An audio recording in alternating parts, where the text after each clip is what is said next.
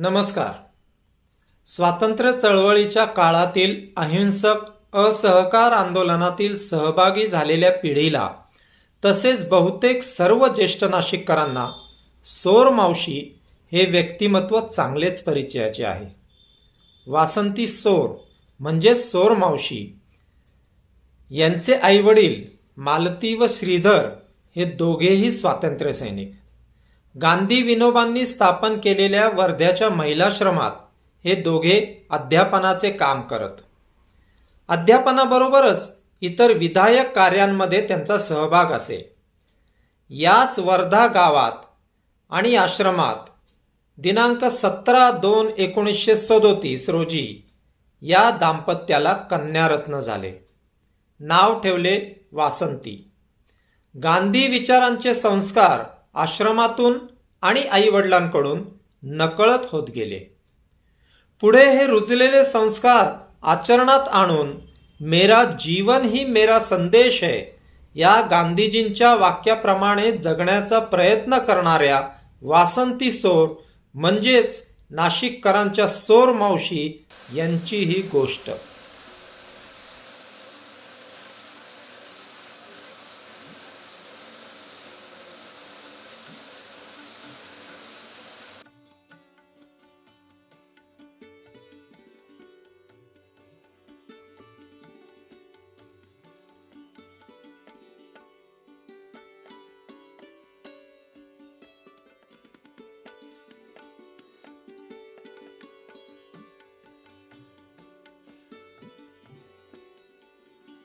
माझा जन्मच मुळी वर्ध्याला गांधीजींनी सुरू केलेल्या महिलांसाठीच्या शिक्षण संस्थेत झाला.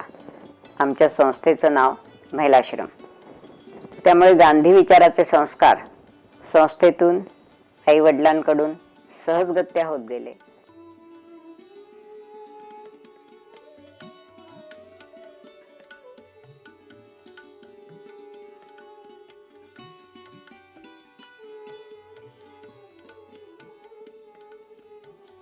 तसं माझं शिक्षण प्रारंभिक महिलाश्रमातच झालं. त्यामुळे बेसिक एज्युकेशन ह्या जी शिक्षणाची पद्धत आहे त्याच्यातून मी शिकले. आणि कताई, हातमागावर आपली साडी विणणे, शेतीत काम करणे, ही सगळी कामं आम्ही आमच्या शाळेत महिलाश्रमात करत होतो. त्यातून सुद्धा एक श्रमाचा संस्कार झाला. कारण गांधीजी असं म्हणायचे की केवळ बुद्धिजीवी राहून उपयोगाचं नाही, आपण उपभोग घेतो तर त्या वस्तूंची निर्मिती पण आपण केली पाहिजे. आणि त्यासाठी तो श्रमाचा संस्कार आम्हाला होत गेला. पुढे नंतर तिथलं शिक्षण पूर्ण झाल्यानंतर मग मी पुढे MA झाले, MEd झाले आणि नोकरी करायला लागले. विशेषत्वाने मला सांगावंसं वाटतंय की नाशिकच्या मराठा विद्याप्रसार समाजाच्या BEd कॉलेजमध्ये मी 26 वर्ष लेक्चरर होते आणि शेवटची त्याच्यानंतरची 1.5 वर्ष प्रभारी प्राचार्य सुद्धा होते. हे सांगायचा हेतू माझा असा आहे की मी जेव्हा इथे आले, शिकवायला लागले, तरुण पिढीच्या संपर्कात आले आणि मग माझ्या लक्षात आलं की गांधी युवा पिढीला फार कमी माहिती आहे आणि काही विकृत सुद्धा माहिती आहे, चुकीचाही माहिती आहे. आणि तेव्हापासूनच मला वाटायला लागलं की आपण गांधी पोचवला पाहिजे. आणि माझं काम थोडं तेव्हापासूनच सुरू झालं असं म्हणायला हरकत नाही. नाशिकच्या शिक्षणशास्त्र महाविद्यालयात प्रभारी प्राचार्यपद भूषवताना जबाबदाऱ्या वाढल्या, कामाचा ताण वाढला. पण नोकरी सांभाळत असताना तिने आपल्या आवडीनिवडींना पण जोपासलं. ती रोज आपल्या घराबाहेर एखाद्या संदेशासह रांगोळी काढायची. ती कॉलेजच्या सहकाऱ्यांबरोबर, विद्यार्थ्यांबरोबर सहलीला जायची. कॉलेजच्या सांस्कृतिक मंडळाची ती प्रमुख होती. उत्कृष्ट चित्र काढायची. तिने गांधीजींचं पिंपळाच्या पानावर काढलेलं चित्र अप्रतिम होतं. हे सगळे छंद जोपासत असताना तिचे लिखाण आणि वाचन सुरूच होते. अनेक वर्तमानपत्रातून, नियतकालिकातून तिचे लेख प्रसिद्ध झालेले आहेत.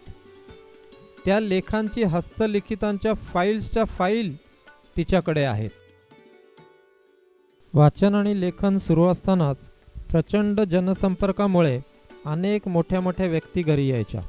भाभा अणुशक्ती केंद्राचे तेव्हाचे संचालक डॉक्टर अनिल काकोडकर, नाशिकचे कुसुमाग्रज म्हणजे विवा शिरवाडकर, डॉक्टर अभय बंग, न्यायमूर्ती चंद्रशेखर धर्माधिकारी असे अनेक जण घरी यायचे आणि त्यांचं आदरातिथ्य करायलाही तिला खूप आवडायचं. रिटायरमेंट नंतर तिने 2 महत्त्वाच्या गोष्टी हातात घेतल्या. पहिली म्हणजे सूतकताई. नाशिकच्या जवळपास 50 ते 70 जणांना तिने चरखा चालवायला शिकवलं, सूत कातायला शिकवलं.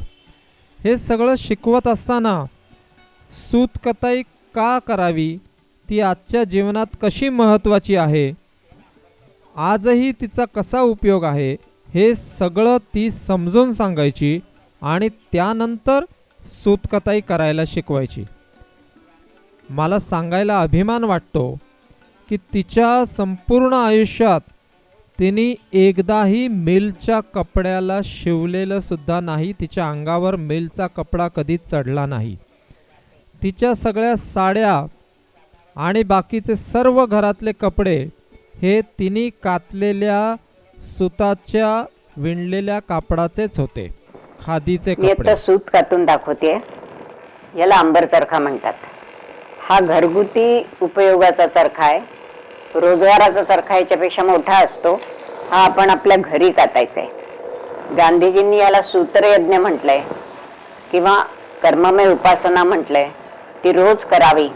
बुद्धिजीवी लोकांनी रोज श्रम करावेत असं गांधीविनोबांचा विचार होता आणि तो विचार घेऊनच मी लोकांच्या पर्यंत जाते. मी तर रोज साधारण अर्धा तास ते 40 मिनिटं सूत कातते आणि त्या माझ्या कातलेल्या सुताचे सारे कपडे मी वापरते. साड्या, आतले कपडे सारं सहसा विकत घेत नाही. आणि हाच चरखा मी इथल्या बऱ्याच जणांना शिकवला आहे. अगदी घरचंच सांगायचं झालं तर माझा मुलगा इथे बसलेलाही सूत काततो. पुढच्या पिढीपर्यंत हा वारसा थोडासा पोहोचवण्याचा मी प्रयत्न केला आहे. आणि हे सूत कातून झालं की साधारण 1000 मीटरचा तार झाला. इकडे गुंडाळलं जातंय, हे दिसत असेल तुम्हाला. हा 1000 मीटरचा तार झाला की तो काढायचा असतो. त्याच्या ह्या गुंड्या असतात आणि जाड आणि बारीक दोन्ही प्रकारचं आपल्याला गिअर बदलून करता येतं. या जाड गुंड्या आहेत, या बारीक गुंड्या आहेत. या आपण वर्ध्याला किंवा जिथे विणाई केंद्र आहे खादीचं तिथे पाठवू शकतो आणि त्याच्या बदल्यात आपल्याला कपडा मिळतो आणि तोच कपडा मी वापरत असते.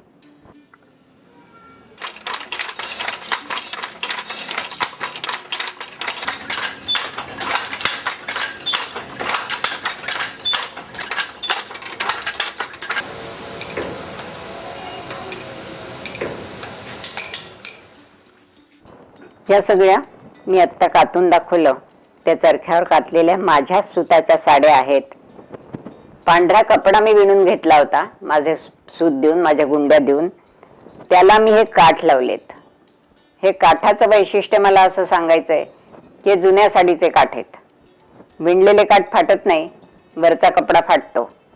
आणि मग ती साडी टाकून द्यायची वेळ आली होती आणि मग ते काठ मी या पांढऱ्या कपड्याला लावून त्याची साडी तयार केली. कारण प्रत्येक वस्तूचा शेवटच्या मर्यादेपर्यंत उपयोग झाला पाहिजे हा त्यांचा दृष्टिकोन. आणि आज तर हा दृष्टिकोन फारच उपयोगी झालाय. पर्यावरणाच्या संदर्भात पुन्हा पुन्हा सांगितलं जातंय की पुन्हा पुन्हा यूज करा, फेकू नका काही वस्तू. दुसरा एक उपक्रम जो तिने हातात घेतला होता तो म्हणजे जीवन उत्सव. ती या जीवन उत्सवचा आधारस्तंभ होती. एखाद्या तरुणालाही लाजवेल अशा पद्धतीने ती 80व्या वर्षी सुद्धा इतर सहकाऱ्यांबरोबर जीवन उत्सवमध्ये खांद्याला खांदा लावून काम करायची. पण हा जीवन उत्सव काय होता, कशासाठी होता आणि का होता हे थोडक्यात समजून घेऊ. प्राकृतिक संसाधनों का दोहन जो मर्यादा के भीतर था, औद्योगिक क्रांति के चलते अमर्याद हो गया. लालच और हवस ने विचार क्षमता कुंठित कर दी. प्रकृति की लूट खसोट का घातक सिलसिला शुरू हो गया. मनुष्य का स्वयं का जीवन समस्याओं के घेरे में आ गया.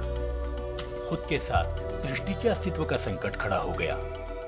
हवा, पानी, जमीन के प्रदूषण के साथ ही मनुष्य का मानसिक तनाव भी बढ़ने लगा। सामाजिक हिंसा, धार्मिक उन्माद, डिप्रेशन, आत्महत्या, परिवारों का टूटना, इन समस्याओं का अंधेरा इतना गाढ़ा है कि उजाले की कोई किरण दिखाई नहीं देती।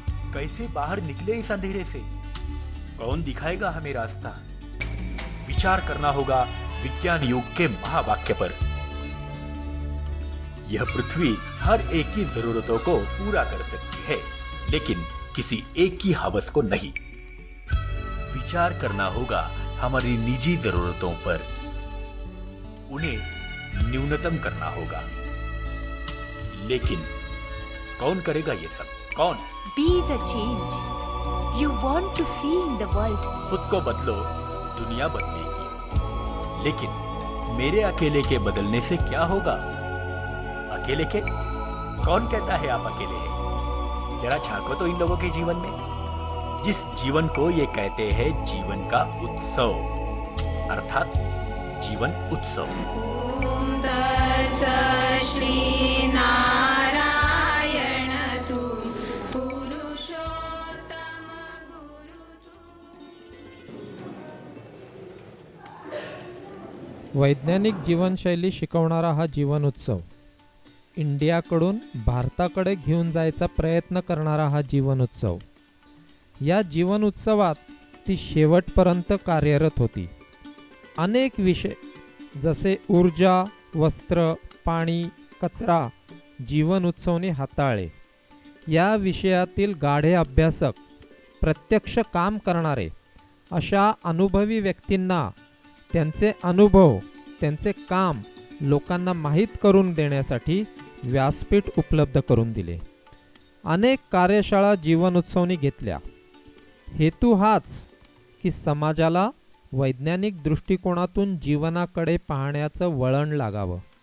लोभ, हव्यास, मत्सर, जीवघेणी चढाओढ, नैराश्य या सगळ्यातून बाहेर पडण्यासाठी प्रकाशाचा एक किरण दाखवण्याचा प्रयत्न जीवन उत्सवने केला आणि या उपक्रमाचा आपण एक भाग आहोत याचे तिला कायम समाधान असे। विचारधन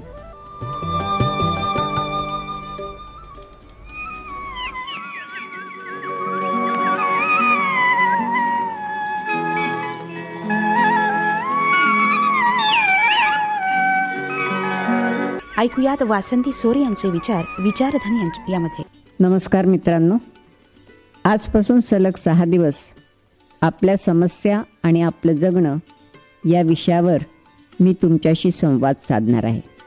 मला गांधींच्या मांडीवर बसण्याचं एक भाग्य लाभलं आहे। या बाबतीत मी स्वतःला अतिशय भाग्यशाली समजते, कारण सारं जग त्यांना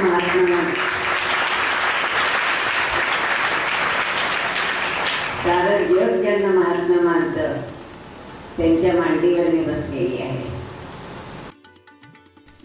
गांधीजींच्या मांडीवर बसण्याचं भाग्य जिला लाभलं, विनोबांनी जिला शिकवलं, अशा सोर मावशींच्या कामाची, तिच्या लिखाणाची दखल आता समाज घेऊ लागला होता। तिला आकाशवाणी, दूरदर्शन, विविध सामाजिक संस्था, शैक्षणिक संस्था यांच्याकडून प्रमुख वक्ता म्हणून कार्यक्रमाची आमंत्रणं येऊ लागली होती। ती सुद्धा तिचा नित्य दिनक्रम सांभाळून गांधी, विनोबा, गीताई, मानसशास्त्र या विषयांचा आपला अनुभव, शिक्षण व अभ्यास यांच्या जोरावर पक्के झालेले विचार लोकांपर्यंत पोहोचू लागली। तिला अनेक पुरस्कारांनी सन्मानित करण्यात आलं। त्यातील काही प्रमुख म्हणजे महापौर गौरव पुरस्कार, जीवन गौरव पुरस्कार, स्मित पुरस्कार इत्यादी। तिची अनेक पुस्तकेही प्रकाशित झाली आहेत। त्यातील काही महत्त्वाची म्हणजे सारं काही देशासाठी हे लहान मुलांसाठीचं पुस्तक, आपल्या आईवडिलांवर लिहिलेलं हे पुस्तक सर्व सत्य घटनांवर आधारित आहे। आणखीन एक पुस्तक म्हणजे 21व्या शतकात गांधी। 21व्या शतकात गांधी कसे उपयोगी आहेत, त्यांची शिकवण कशी 21व्या शतकात सुद्धा उपयोगी आहे, हे सगळं समजून सांगणारं हे पुस्तक त्यानंतर गांधी आणि हरिजन. हरिजन या शब्दाविषयीचं विश्लेषण आणि एकूणच अस्पृश्यता आणि गांधीजी आणि त्याच्यावरचे त्यांचे विचार हे सगळे या पुस्तकात आले आहेत. आणखीन एक सुंदर पुस्तक म्हणजे गोष्टी गांधीजींच्या. हे पण पुस्तक अतिशय सुंदर आणि वेगवेगळे प्रसंग या पुस्तकामध्ये तिने चित्रित केले आहेत. एक आणखीन महत्वाचं पुस्तक सांगावंसं वाटतं ते म्हणजे कस्तुरबा. गांधीजींवर अनेक लेखकांनी अनेक पुस्तकं लिहिली आहेत, पण कस्तुरबांवरचं लिखाण खूपच कमी आहे. आणि त्यामुळेच जितकं गांधीजींचं काम मोठं आहे तितकंच त्यांना साथ देणाऱ्या कस्तुरबांचं कामही मोठं आहे. त्यांचं एकूण सगळ्या जीवनक्रमात गांधीजींच्या बरोबर साथीने काम करताना त्यांना आलेल्या सामाजिक, शैक्षणिक आणि कौटुंबिक अडचणी त्या त्यांनी कशा सोडवल्या, असं एकंदर सगळं कस्तुरबांविषयीचं हे सुरेख पुस्तक सुद्धा आईंनी लिहिलं आहे. अशा या सौर मावशींचं 18 जुलै 2021 रोजी वयाच्या 84व्या वर्षी निधन झालं. आपला प्राण सोडण्यापूर्वी 15 मिनिटे आधीपर्यंत सुद्धा ती तिची रोजची सूत कताई करत होती. मरणाचाही तिने जणू उत्सव साजरा केला. अतिशय शांत मरण. मरणानंतरही समाजाच्या उपयोगी पडावं म्हणून केलेलं देहदान ही गोष्ट विचार करायला लावणारी आहे.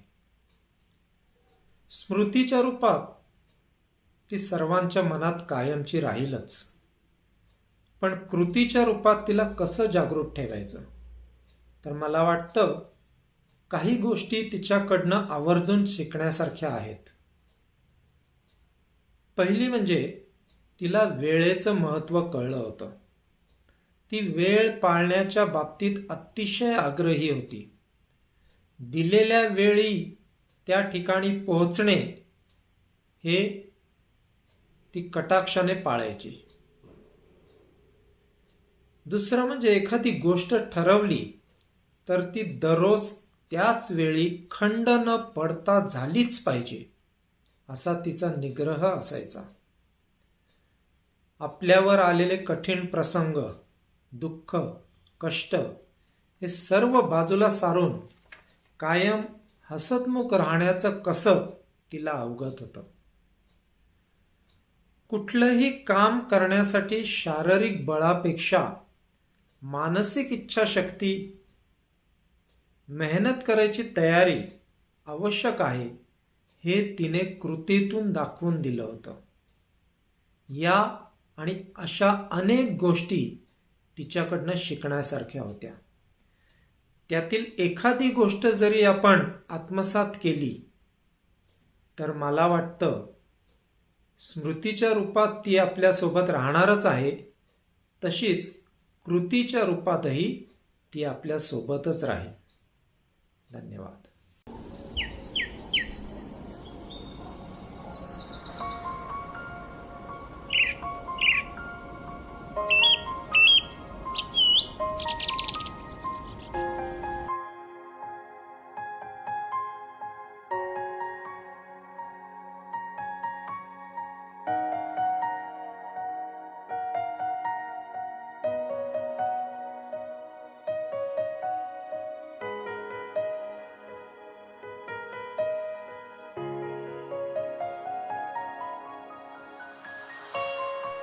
बड़े अरसों बाद आईना देखा है आज.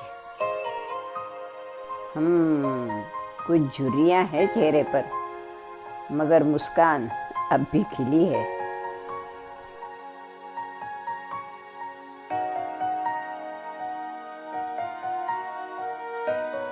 कुछ काले घेरे दिखाई दे रहे हैं साफ आंखों के इर्द गिर्द, मगर नजर तीखी है अब भी.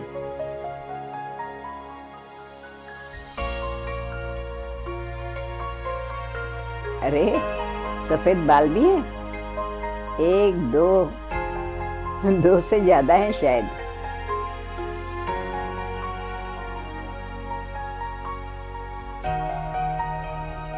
उन पत्तों की तरह हो गई हैं जुल्फे जो छांव दे देकर रूखे हो जाते हैं कड़ी धूप में।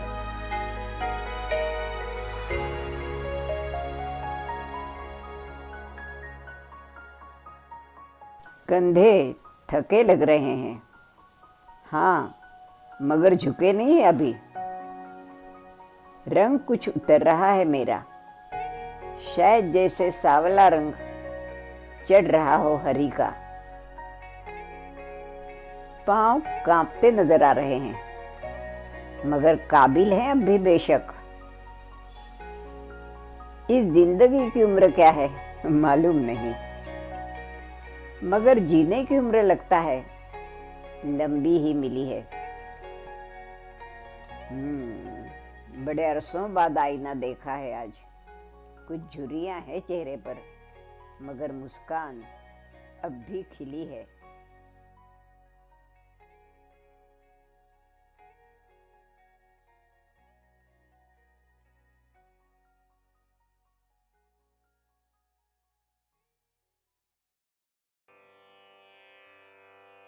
हे नम्रता के सम्राट, हे नम्रता के सम्राट, दीन भंगी की हीन कुटिया, दीन भंगी की हीन कुटिया के निवासी। गंगा यमुना और गोदावरी, गंगा यमुना और गोदावरी के जलों से सिंचित इस सुंदर देश में तुझे सब जगह खोजने में हमें मदद दे, हमें ग्रहणशीलता और खुला दिल दे, तेरी अपनी नम्रता दे। भारत की जनता से एक रूप होने की शक्ति और उत्कंठा दे। हे भगवन, हे भगवन, तू तभी मदद के लिए आता है जब मनुष्य शून्य बनकर तेरी शरण लेता है। हमें वरदान दे दो, हमें वरदान दे कि सेवक और मित्र के नाते जिस जनता की हम सेवा करना चाहते हैं, उससे कभी